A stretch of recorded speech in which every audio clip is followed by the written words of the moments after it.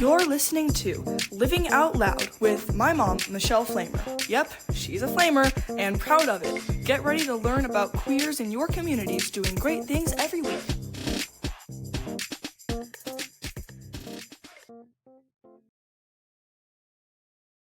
Hey everybody, welcome back to Living Out Loud. Today on Living Out Loud, I'm excited to welcome Kathy Anderson, award-winning author, former librarian, and storyteller extraordinaire. For more than 25 years, Kathy worked in small-town public libraries in southern New Jersey, helping connect people not just to books, but to possibility.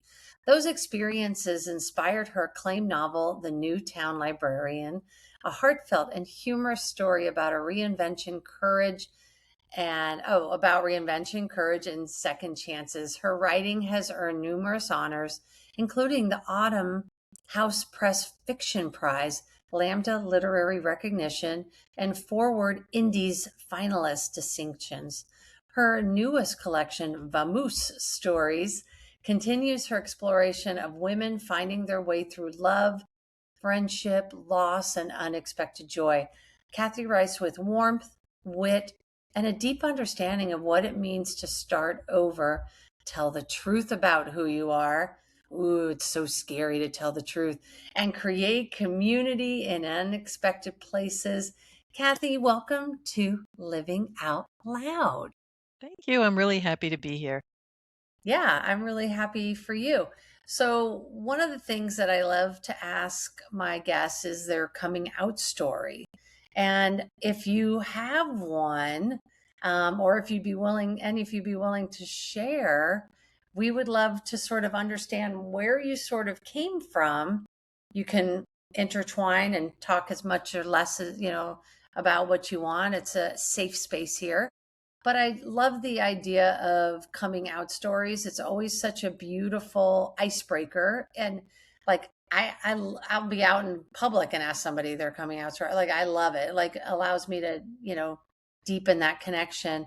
But also we have a lot of younger youth coming up in the queer community. And sometimes it's nice for them to hear different stories and feeling like if it resonates or just the idea of like, learning about people. Well, I have to say, my coming out story almost sounds a little idyllic looking back. I fell in love in high school, and it was the 70s. And the reason it was somewhat idyllic is that it was emerging into a time when women's music concerts were happening and women's liberation was, everywhere. And there was a lot to read and learn. And there were a lot of people to go hear speak. Mm. I was in Wilmington, Delaware, but much of my community was in Philadelphia, where I live now. That was our first closest big city. And I love to talk about it really because I think when you mentioned younger women, it's really fascinating to me. What do they know of the history of that time, and what do they imagine? For my own experience, it was quite empowering. It was like a great time to come out. And I came out of Catholic school, Catholic family, and really had a very positive experience. Another thing I'll mention that was really crucial to me was that we had wonderful libraries, so I could always find books to read. That helped a lot. And in Philly, we had the very first queer library or queer bookstore in the country. It's called Really? Giovanni's Room, and it's still open today. I wish I Um, would have visited it when I was there. yeah, it's actually merged with a larger nonprofit, and so now it's called Philly AIDS Thrift at Giovanni's Room. But it's still a bookstore. It still hosts queer events, and it's still in the same iconic location in Philly. So the Gayborhood, which is another wonderful fact about our local community. So yes, I would just urge anybody who's interested to read about that time period because if you were looking for role models, if you were looking for paths, if you were looking to hear, like me, I knew I was a writer then. I was looking to hear writers read. I wanted to go hear poets. I wanted to hear women's music. So I got to do all of that. I love that. I love that.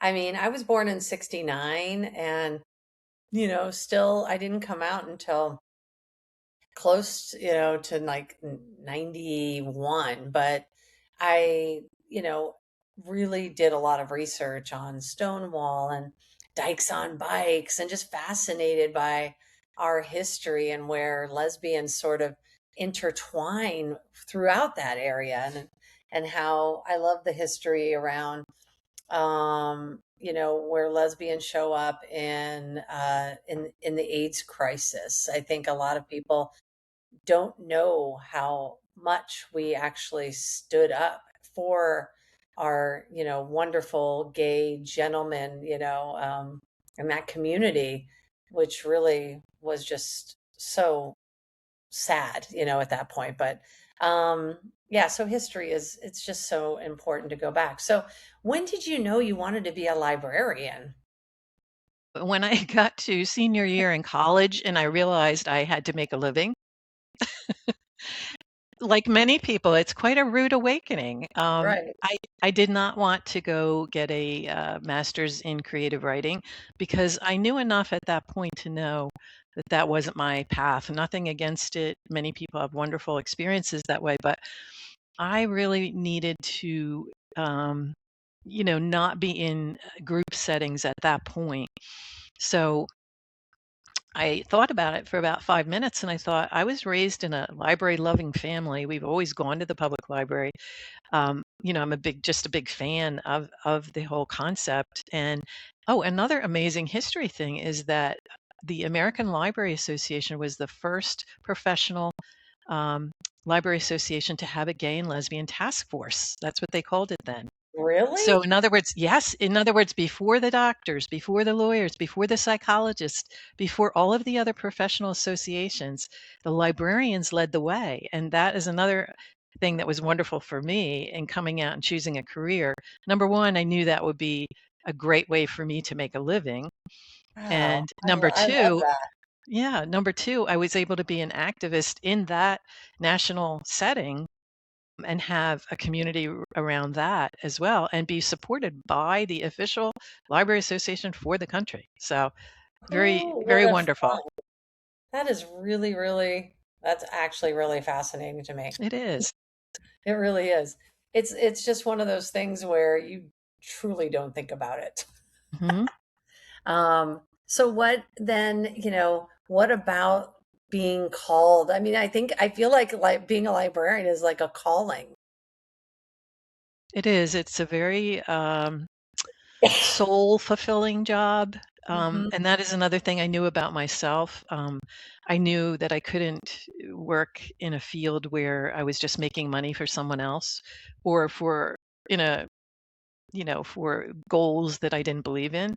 And I absolutely, especially knowing that I was queer, I absolutely believed in open access to materials, that everyone should get the books and information they need wherever they are. So it was kind of in that sense became a calling when I realized the depth of what that's about. And that, daily on the job, I got a chance to do that. If and in those days again it was safe for me to be out at work, thankfully.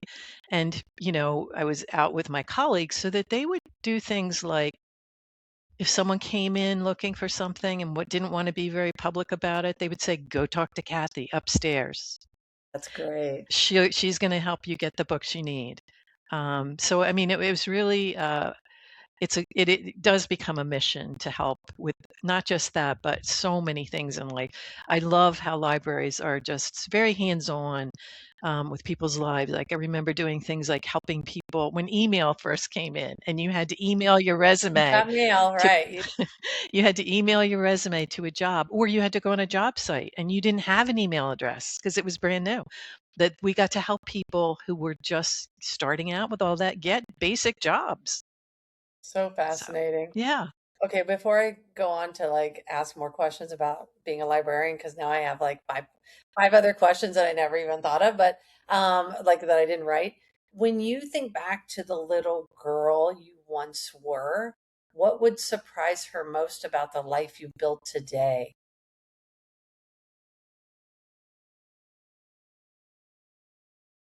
I am really very stunned by the amount of support within the writing community.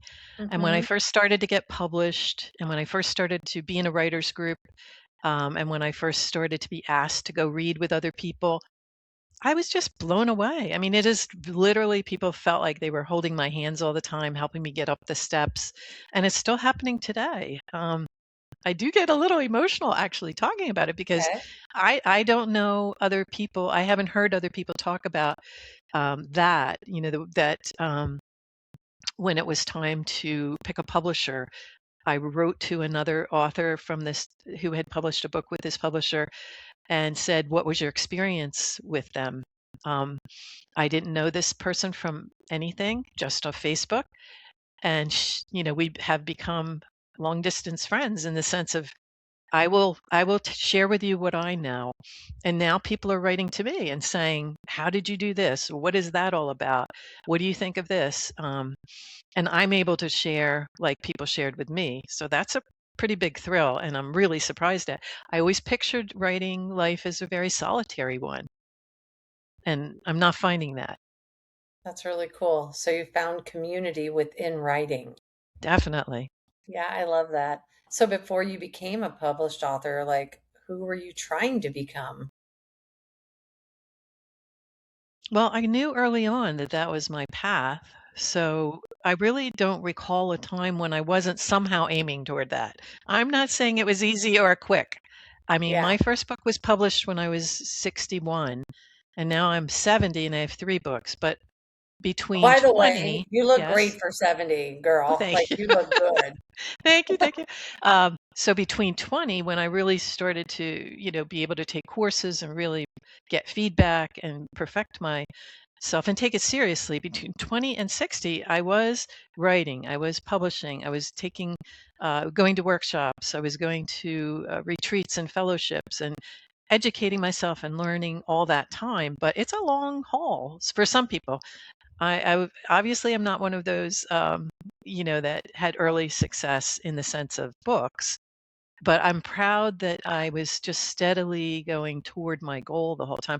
I never felt at any point that I would totally be derailed. Hmm. What did libraries give you personally, where like not professionally, but as a human being? Mhm.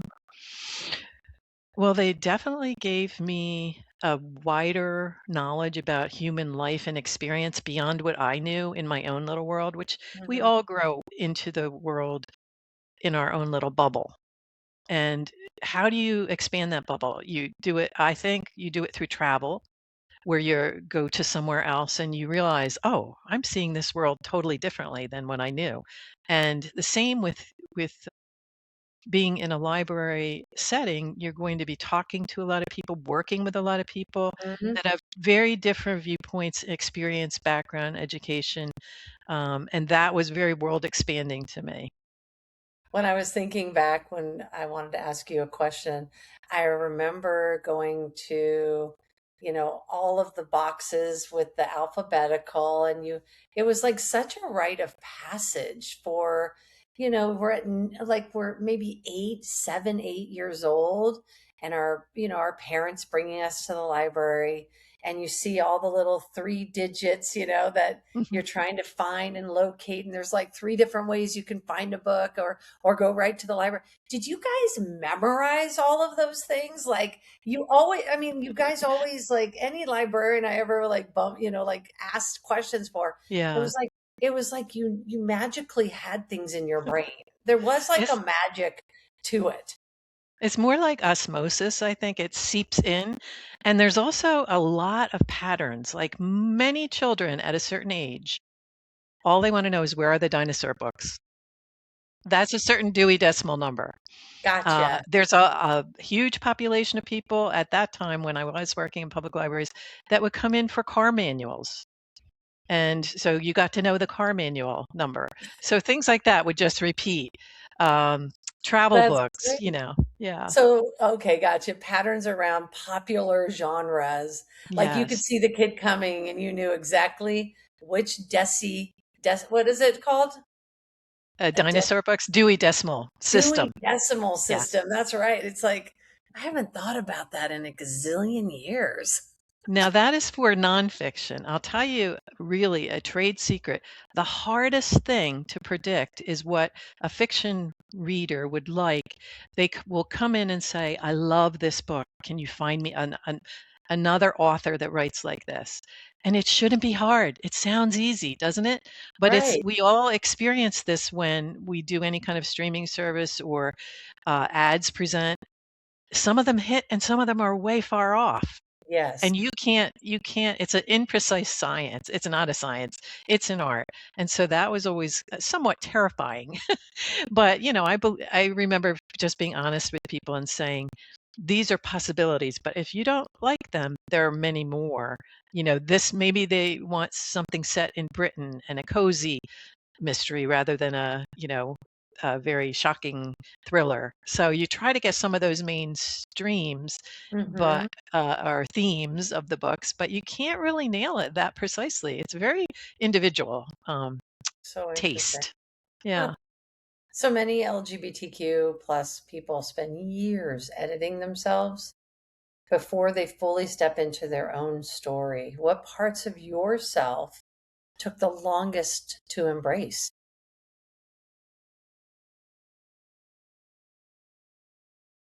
I think that the finding a partner was the hardest for me. Mhm.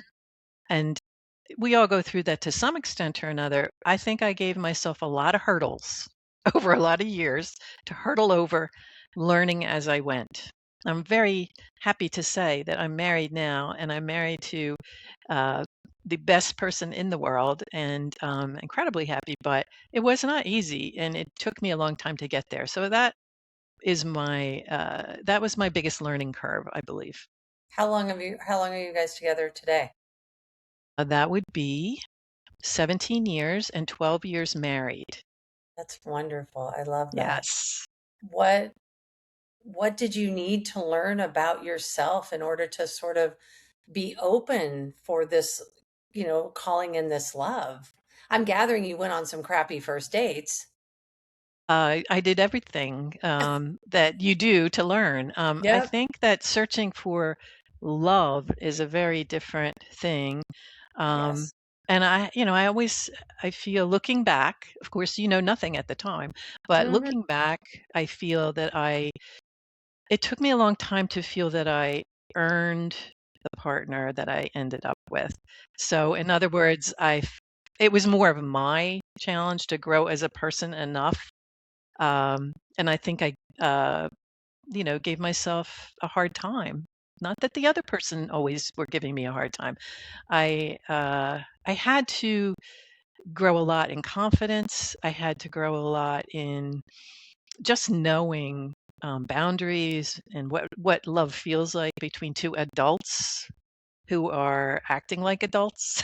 Yeah, who are um, well, you're talking about how two whole individuals yes. can meet one another. And I mean, if you're 70 and you've been together 17 years, you were in your 50s when you found this love. And I've recently found love in my 50s after being Well, divorced for 4 years. I was married to my ex-wife for 18 years, and we are amicable. We co-parent like rock stars. But this love in our 50s, it hits different. doesn't it? It but you have but like you're saying, and I want to affirm this, you have to do the work. Like Yes. you can't dismiss it anymore. Plus, you're not just looking for a girlfriend at this age, You're like you're this is probably going to be my last relationship kind of thing, and you got to be picky. So I'm glad that you were able to fight off any demons, work through any childhood trauma. I mean, like we know all the lingo at this point. I also think really, really important for me and probably other people is just to be alone for a long time. I agree. If you're happy alone, now you have a chance of being happy with someone else. So that took me Absolutely. a while to get there. Yeah. What did love teach you about authenticity? Well, I think I had to learn to be a lot more honest with the other person and myself. I think Yes, that it took me, whether my conditioning, my personality, my history, whatever, that was the hardest piece. And it's a relief because whatever happens, you always have that. You are your real self. which brings me to how has your understanding of home evolved over the years? It's a wonderful question. Um, is a very important concept to me, and I feel that I've always been searching for that and found various pieces of it along the way. At the time, maybe when I thought, "Oh, this is home," it wasn't the complete picture that I have now and the complete feeling. So once again, that whole understanding grew along with everything else. And there's absolutely nothing like the feeling of being completely at home, in your marriage, in your life, in your soul, everything. It's a I different agree. world. I really do tell my friends, as they're on their journey, and as I'm never going to not be on my journey. It's just you get to a place where it's it's easier, it's quicker, you make better decisions faster because of knowing yourself. And I love this part of the journey. It's really fun to sort of feel like you're on the other side of it. Not saying that life won't throw, curveballs, Hmm. and but I think being able to be at home within is really one of the biggest joys we can we can offer to friends, and we can show up better. And there's this quote by, I don't know if you know this gal, her name is Janla Van Zant. She's under No. the Oprah umbrella. Anyways, there was a show back in the 80s called Starting Over. Not sure if you remember this, but it was four women would move into a home. It was like one of the first reality sort of shows, right? And there was a life coach. There was kind of a lifestyle gal who would help them with their dressing, dressing like for them for the job they want. And then there was Yanla, who was very much like a spiritual kind of big sister guide, as you may, but she also came from very much of a life coaching space. But she used to say, and I've always remembered it, and it sticks with me to this day, is we can't just give from our cup being full. We have to give from the overflow. Therefore, isn't that beautiful? So Yes. therefore, we know we have friends who call us, or our parents. Like when my mom texts me, call me after work. I have to really sometimes, depending upon the day I've had, make sure that my cup is a little bit overflowing so that I can give to that energy. And it's not just enough like, oh, did you fill your cup today? No. Is your cup overflowing? That's where you want to live and make decisions from, in that abundance, that place of abundance. So I just wanted to share that quote with you because I thought it might resonate for you. Absolutely. It's wonderful. I hadn't heard it before. Yeah, it's great. I'll text it to you after, send it Great. to you. So let's get to the new Town Librarian, right? Like this is exciting for you. It's new. What was the emotional spark behind the book? Well, actually, the Newtown Librarian was my last book. My new It book was is Vamoose. Vamoose. Sorry. Yes, Yes, yes, that's yes. So okay. I'm let's happy talk to quick. Yeah, yeah. Let's happy to talk talk real quick either, but about that. So, what was the emotional spark behind the Newtown Librarian? well, it's kind of what we were talking about. The fact the main character is a middle-aged lesbian who has lost at everything in her life. She's a loser in love. She's a terrible librarian. She really has nothing going for her, and she's 50. So I Mm-hmm. wanted to give her a second chance, and so I gave her a culture shock. She's a city person. She's living in Philly, working for a city library, and she moves to deepest South Jersey to a very small and town where everyone is related. They're Italian Americans that are descended from Italians who immigrated there, and so there's a lot of conflict built in. Um, and it's a funny book, and it's a book where you watch her fall and you're rooting for her, and she continues to mess up in the new job, but she really wants to turn her life around. So I love that thought, and that's where that went. Well, I think books about reinvention, I think, are Yes. always wonderful, right? Because again, like just exactly what we were talking about, like we're constantly reinventing ourselves. Funny enough, my stepmother is also Italian Catholic from New Jersey, Orange, New Jersey, and Oh. of course went to school with the nuns and used to tell us all about getting hit with the ruler. And so it's fun. It's fun thinking that you're from the similar area. Yes. What's the biggest misconception people have about librarians? Did you get like funny questions or anything like from the book itself, or did people enjoy the story? Well, one of the things that I thought was interesting is I was wondering about its appeal to different age groups because it's a middle-aged main character. And I remember getting a message from a 30-something reader who said, I was feeling like such a loser, like my life was over. I had done nothing and I'm 30. And she said, then I read your book and it really gave me such a different view of starting over at any age. And I have all the time in the world. I have 20 years to get to her to her level. So that was really good. I love that. Which character did you like in your process? Because every writer is so different. Like in your process, did you have any character that like surprised you while you were kind of writing them? Because it feels like you're writing what you know, which is really what a lot of writers do. Obviously, if they're not ghostwriting or helping someone write a memoir or whatever, it's like you really are writing what you know. Because as you were describing this, it was really you. Well, there's always a kernel that starts the story, and definitely a lot of the feelings were there. But uh, it's any story I've ever written, whether it's a short story or a book or a novel, it feels like it springs away quickly from that little bit that is true. I do think a big part of being a writer is being just having a lot of empathy. So, in other words, in my new book, which is 15 short stories, each of them having a different older woman as the main character. Um, I feel like they're not me. They may have started individually from like an overheard conversation or somebody told me a story about someone, Hmm. some details. I have lots of notebooks with like details I've written down. I love But that. then what happens when you start writing is you say, well, what if? Like there's a story about a murderous nun in in Vamoose. And Are you so reliving your childhood somehow? no, but there's a little kernel of something a story that I was told. And then that little kernel, I said to myself, what if she became enraged at her situation and turned into a murderous nun? That was not the real story.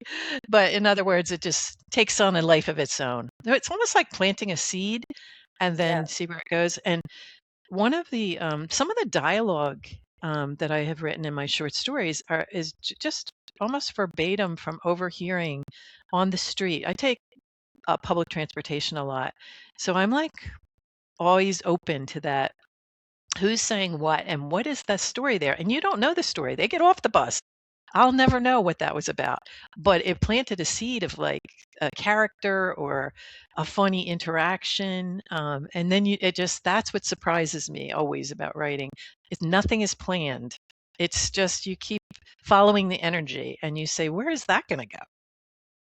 Why do you think humor is such a powerful way to tell difficult truths?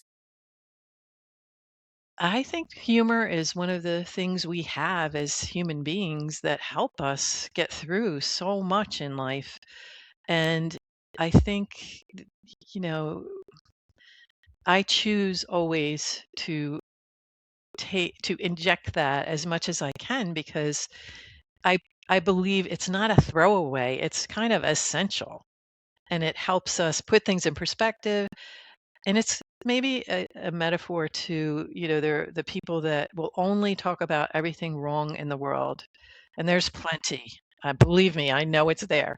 But, there's also people who say, this is everything wrong with the world, and this is everything joyful and beautiful in the world. Yeah. They don't knock each other out. So to No. me, it's very important to put in my writing when I find a chance. And often humor is really just surprise. So something happens in a story and you didn't realize it was going to happen. So you laugh. It's not that it's intrinsically, it's not a clown nose, but it's a surprise. And that is always appreciated, I think.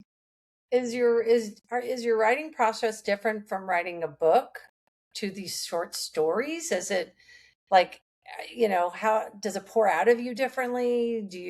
Is the process, I guess different? I would say it's quite different. Short stories are very labor intensive for me, even though they're only 10, 12, 13 pages long.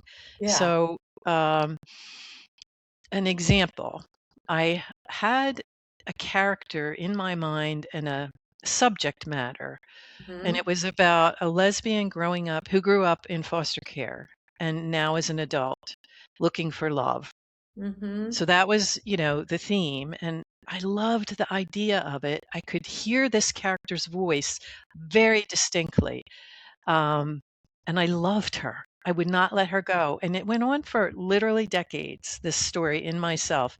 I tried it many times. I would put it down, pick it up, try it a different way, put it down, pick it up.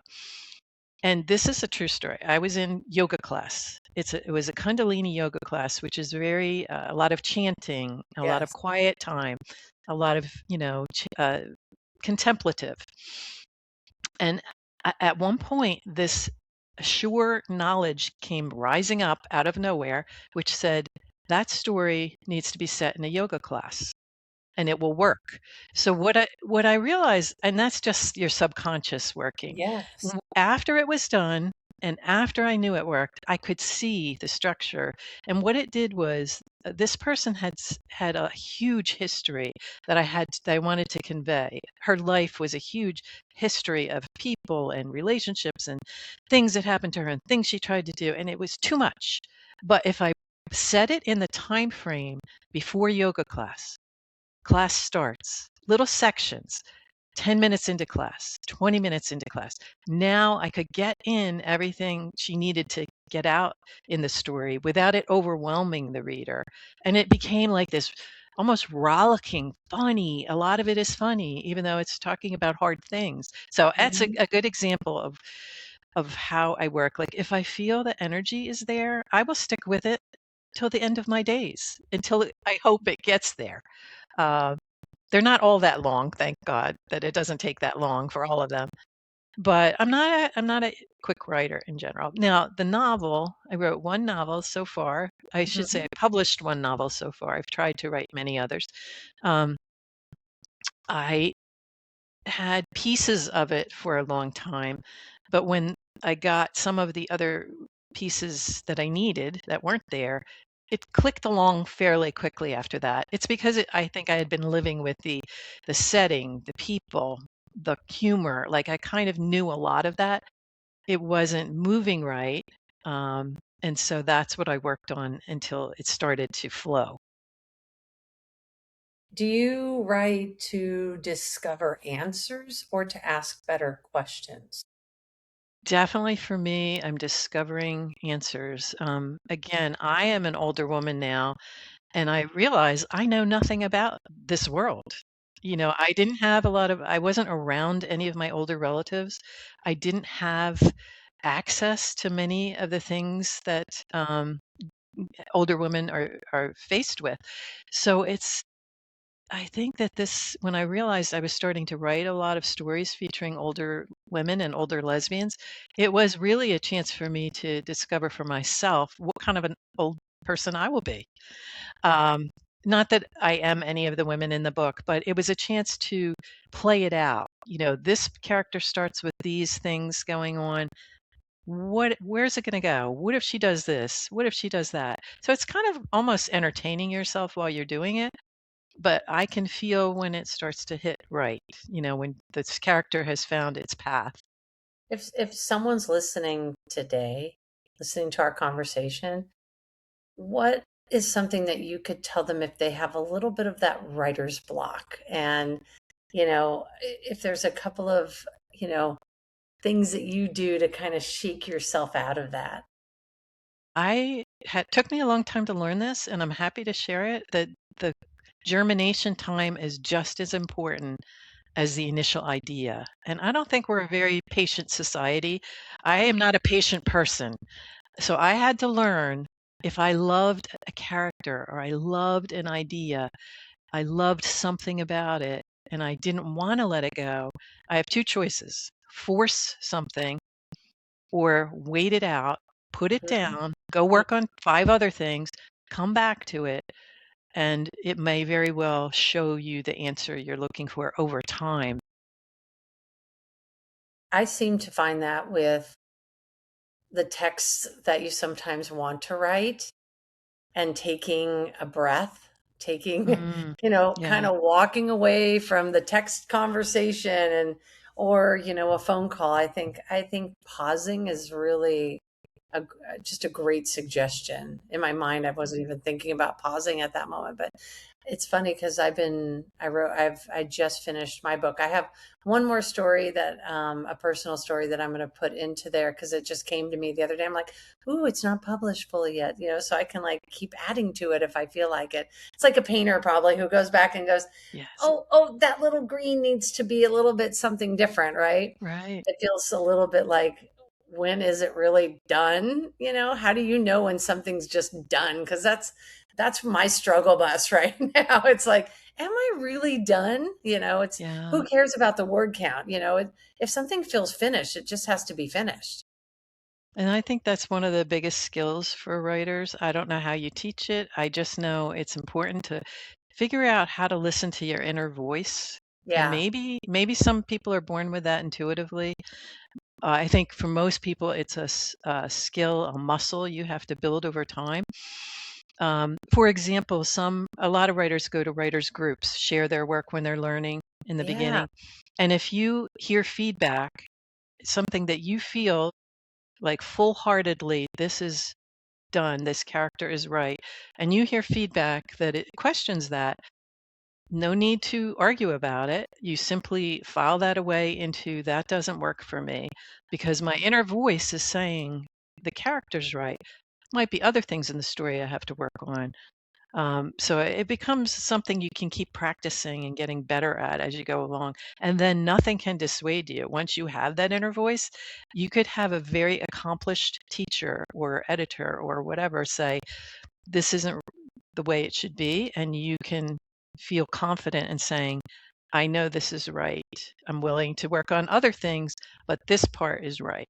Yeah, I agree. I think that intuition piece, and I'm very new at all this, so but it's a fun process. So it's really enjoyable when I get a chance to talk to other authors. And so what makes a story stay with you long after you've finished reading it? You mean of my own? Yeah, either your own or maybe a book that you just fell in love with, as a character or a story, that you've read. Well, I read a lot, and I think what I really love is those writers, and there are not many of them, but their sentences are so unique that you know it's that writer's sentence. Isn't it And remarkable how we have the same dictionary, right? And how yes, someone can just formulate those words into such a different, like if someone were to just write those words in a line and then you give it to 10 different writers, you might hmm have 10 completely different sentences with 10 completely different tones. And I find that to be really, really exciting.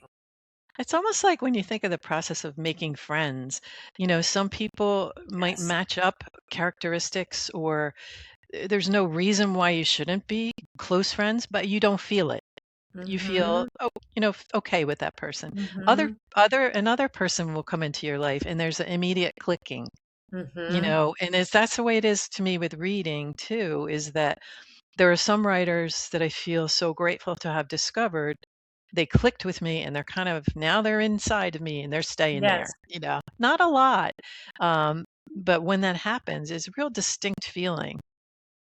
It is. I think I love when I can recall, like when my kid was obsessing on Hamilton, Ah, the Broadway yeah. musical, and we were listening to the soundtrack constantly. Well, everything anyone said, it would be like, it's in the room that it happened, or like I would be Yes. pulling out these lyrics in the moment just because like it made sense in that moment, and people would just be like, you've been listening to the soundtrack too long. But it is a lot like that, where it's embedded in you, and Mhm. you can't help but when you hear something, you're like that. Like when we were talking about Iyanla Van Zandt, and that filling your cup and the overflow, like it always stays with me. And so it's just really, really fascinating. Um, where in your life are you still learning to be brave? Oh, Because you're definitely young. writing. You're only 70. Like you still have many years to go. That's like your Um, 50s these days. it's feeling pretty good to me, I have to say. I definitely You write in private, and I'm very brave in private. When I have to It's like ripping your skin off of your skeleton when it's actually in the world. It's a very vulnerable position for no Hmm. reason. I mean, it's not from any bad experiences. It's just if you're writing from a deep place, then you're really being very vulnerable. So I do have to like get my nerve up sometimes to send a story out. But again, that's a skill that you practice. And I had one story just accepted for publication that it must have been rejected 50 times. So I had to keep feeling, that just the You had to be guts to keep brave to going. send it back Yeah. out. Right. Yeah. That's And beautiful. then when it really was accepted by a magazine that I really admire, it's worth it at that point. But while you're going through that, it's very much screwing up your courage to be rejected. Yeah, Yeah, no, I really do feel like in this writing process, it really is a vulnerability. No matter what you're writing, it still feels absolutely. very, very vulnerable. This is the point in which I ask you some fun rapid fire questions. Are you ready? I'll try my best. You were born ready. You're a librarian, for God's sake. No, we only know how to look things up. We don't know Oh, things. I love that. Coffee, tea, or a bookstore cafe? Coffee, always coffee. Ooh, what do you take in it? And, my favorite treat would be a flat white, Ooh, but I'm really just a basic black coffee drinker. okay. I heard the Jersey coffee, the coffee taker. I heard that. What's your favorite library section? I have to say new books.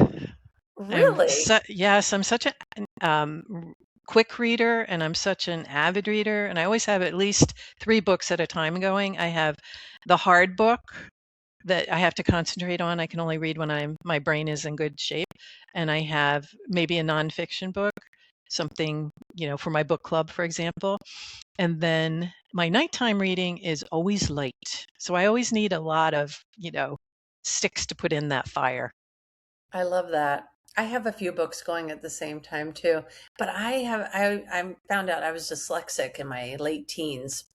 And I'm a slow reader still. I'm a faster reader than I used to be, but I really envy my friends who can really sit and just so I listen to Audible books a lot, and that Mhm. really I can knock those out on my long walks or a drive, things like that. But I really do just love sitting and reading a book, like the smell of the pages and all that good stuff. What's one word your wife would use to describe you? Look at that smile. She always tells me I'm fun. I love that. I No, that's know. a book every queer person should read. I just had the strangest book jump into my head. And I wouldn't say it's for every queer person if I had to thoughtfully think this out, but Okay. it was important coming out and growing up to me. Ruby Fruit Jungle by Rita Mae Fantastic Brown. book. Oh my God. I read it too. I mean, like, I think a lot of us read that, but you're right. Fantastic book.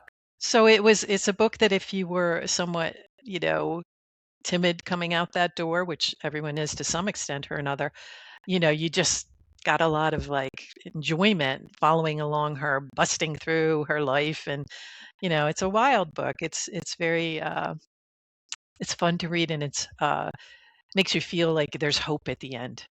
I agree. I agree. One thing that brings you joy every single day.